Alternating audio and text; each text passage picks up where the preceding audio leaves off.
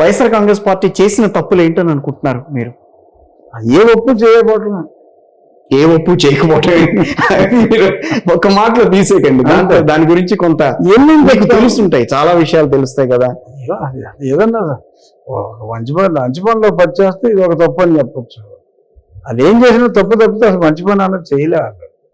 ఎక్కడ కూడా చిచ్చి అసలు చిరాకాలకు మంచి చేయడం అంటే గతంలో కూడా అదే రాక్షస ప్రవృత్తి ఉన్న వాళ్ళు మంచి చేయరండి, మంచిని చూడరు, చెడునే లైక్ చేస్తారు. ఫైనల్ గా రఘురామ్ గారు, ఒకవేళ వైఎస్ఆర్ కాంగ్రెస్ పార్టీ మళ్ళీ అధికారంలోకి వస్తే ఒకవేళ పరిస్థితి కాదు, మీరు 10 వేలల్లో చూసినా కూడా అది రాదండి, దాటిపోయింది. పార్టీ మనుగడ లేదు. అదేంటి? పార్టీకి మనుగడ లేదండి. 151 మంది ఎమ్మెల్యేలతో ప్రస్థానం ప్రారంభించారు.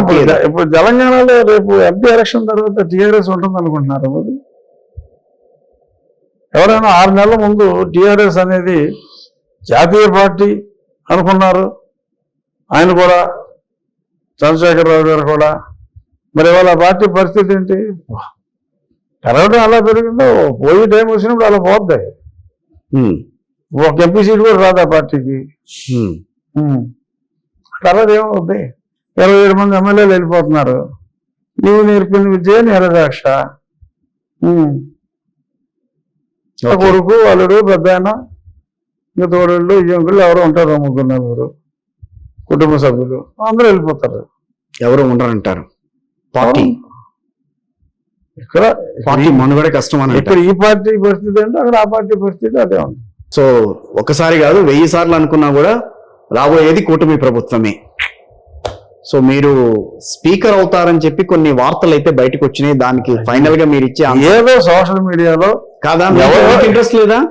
మీరు ఒకసారి వైజాగ్ లో ఒక నేను ప్రెస్ కాన్ఫరెన్స్ లో మీరు మాట్లాడుతూ జగన్ గారు కనుక గెలిచినా కూడా ఆయన అసెంబ్లీకి రారు అని చెప్పి అన్నారు. అవును, ఎందుకు రారు? ఇప్పుడు రాడు, అతను తట్టుకోలేడు. నేను రాని అన్నట్టుగా చెప్పారు మీరు. లాస్ట్ టైం కూడా అతను రాలేదుగా, చివరి 2 ఏళ్ళు రాలేదుగా. ప్రజల్లో తిరిగారు ఆయన అని వాళ్ళు చెప్పుకుంటున్నారు.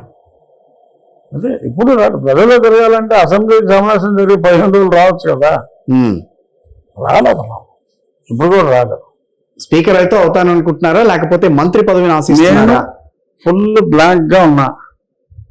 ఒకవేళ చంద్రబాబు నాయుడు గారు నాకు ఏదన్నా పదవి ఇస్తే, ఏ ఎమ్మెల్యే అయినా నెగ్గిన ప్రతివాడు పదవి వస్తుందని కోరుకుంటాడు.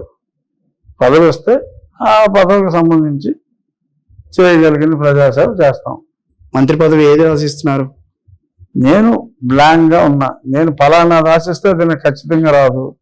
సో అంచేత ఆ నిజం తెలిసిన వ్యక్తిగా ఓకే. అంతే. మనసులో ఒకటి ఉంటుంది కదా, దాని గురించి ఏమీ కూడా ఎక్కడ ఉంటే అది బయట పెడితే అది ఖచ్చితంగా రాదు.